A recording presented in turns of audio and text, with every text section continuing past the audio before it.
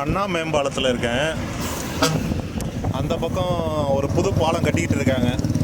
கடலூர் அண்ணா மேம்பாலம். அது திருப்பதி வண்டி போகுதுன்னு நினைக்கிறேன். பெங்களூர் வண்டியா திருப்பதி வண்டியா. இந்த மேம்பாலத்தில் பார்த்தீங்கன்னா இப்போ இன்னொரு மேம்பாலம் வந்துடுச்சு. இப்போ இது பழைய மேம்பாலம். இதில் இப்போ வண்டி போகிற மாதிரி வந்துடும், அதில் வண்டி வர்ற மாதிரி மாறிடும் இன்னும் கொஞ்சம் நாளில். இங்கே எப்படின்னா நான் சைக்கிளில் வந்தேன்னா அழகாக இங்கே வந்து காற்று வாங்கலாம். ஆறு தானே, ஆறு மேலே நல்லா கடல்லேருந்து காற்று வரும். இப்போ இந்த காற்று வாங்குறதுக்கு இன்னும் கொஞ்சம் வசதி ஆகிடும்னு நினைக்கிறேன். அந்த பாலம் திறந்த உடனே இது ஃப்ரீ ஆகிடும். இப்போ